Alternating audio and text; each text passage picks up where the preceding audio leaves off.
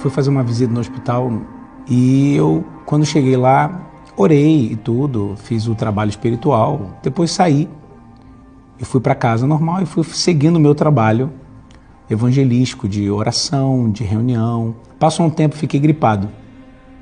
Fiquei gripado e a gripe não ia embora e eu fui seguindo domingo, segunda, na terça, por volta das 5 horas da tarde, eu estava no escritório já me preparando e comecei a passar mal absurdamente. Eu fui começando a ficar muito fraco. Eu falei, pô, acho que eu não estou comendo. Aí fui lá comer alguma coisa. Quando eu comi, vomitei. Vomitei e fui começando a ficar fraco a ponto de me pegar nas coisas, sentar no sofá.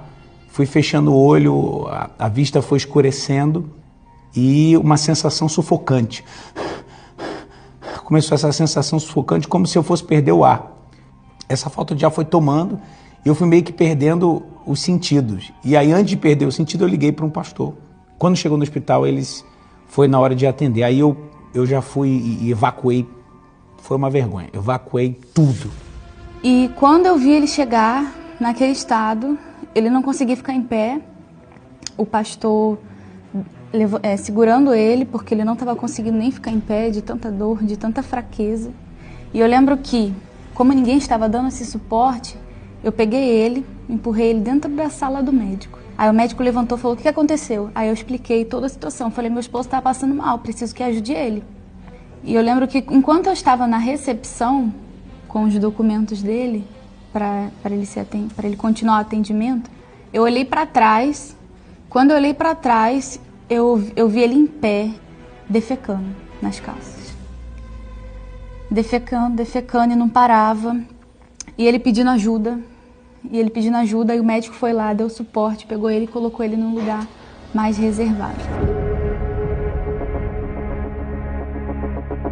Fui internado e não sabiam qual o problema.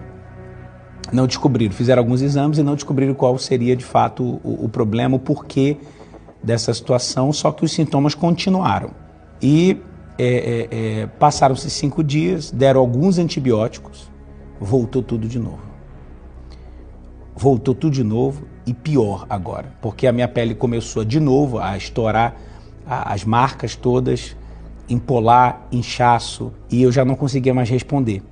Pegamos o voo, a igreja deu todo o suporte, pegou o voo e eu fui para o Hospital Moriá, em São Paulo. Quando eu já cheguei praticamente entregue, as dores começaram, mais dores, mas agora dores nas articulações e nos músculos, é o que eu percebia, como meu corpo encolhendo. E aí começaram a fazer todos os exames e descobriram que era uma bactéria e o nome, o tipo da bactéria, o Clostridium difficile.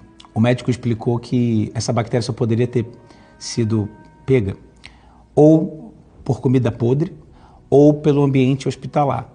E no ambiente hospitalar eu lembrei que eu fiz uma visita. E aí nesse hospital estava tendo alguns casos de superbactéria. Era uma cena assim que para uma mãe é desesperadora. E essa bactéria ela mata em 1 mês.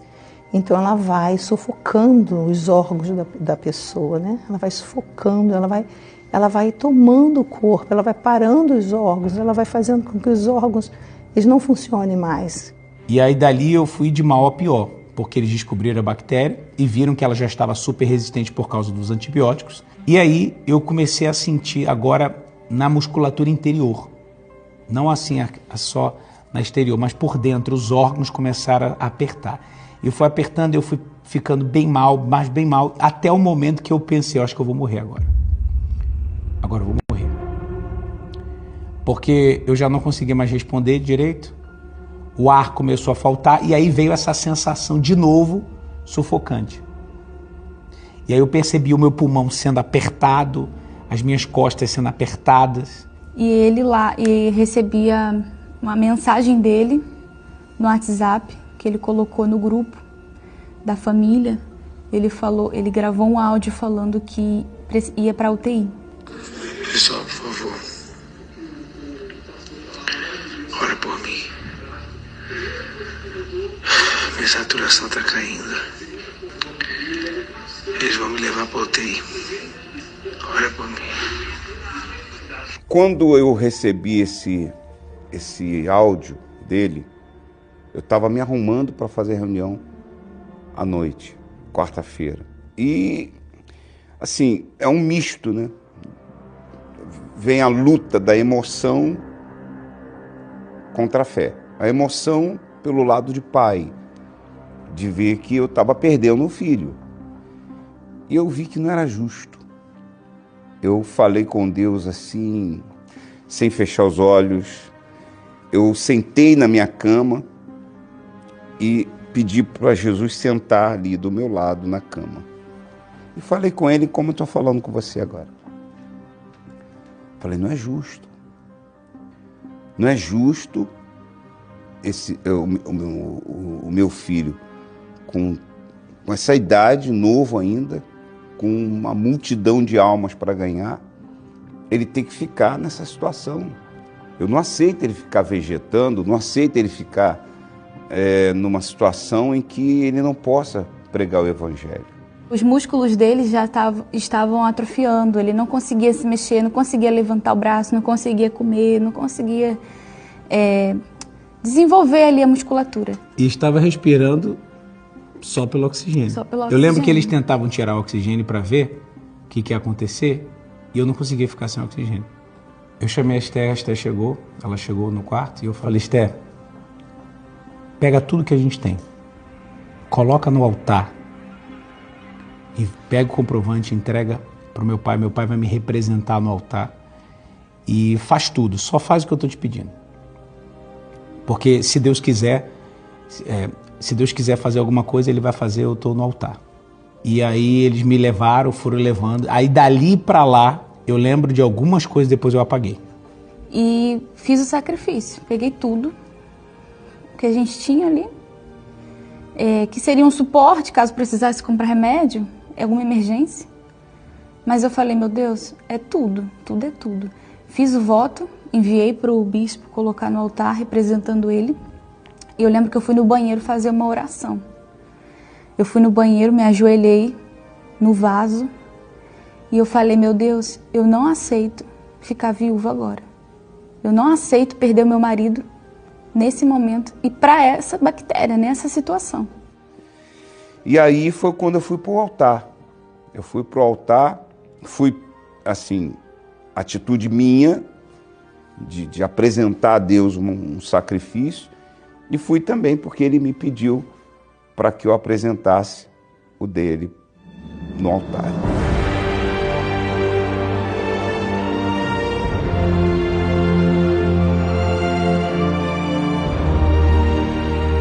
No altar eu só coloquei o meu sacrifício, porque eu já tinha falado com Deus nesse dia na cama. No altar eu falei assim, ó, tá aqui, ó, tá entregue. Nada mais me abalava, porque depois da oração que eu fiz no banheiro a Deus e o voto, eu sabia que ele ia ser curado. Quando eu acordei, minha mãe estava do lado. E aí quando eu abri o olho, eu falei, eu não morri. Eu falei, eu tô vivo ainda. Eu tô vivo.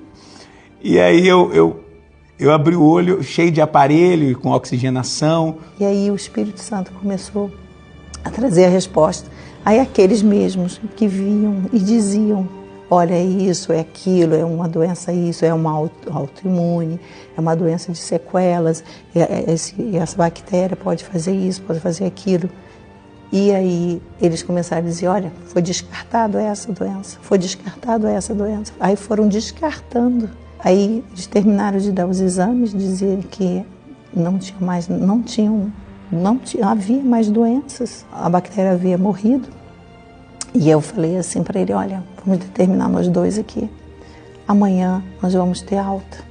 As dores foram começando a ir embora, a articulação foi voltando. E aí, graças a Deus, foi chegando no final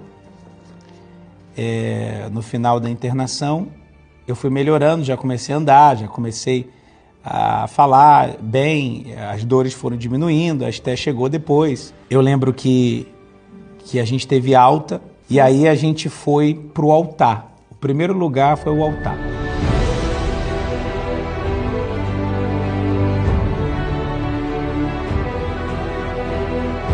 Voltei para o Distrito Federal, onde eu estou fazendo a obra atualmente, e graças a Deus, hoje estou livre da bactéria, das sequelas, saudável, graças à nossa fé, né?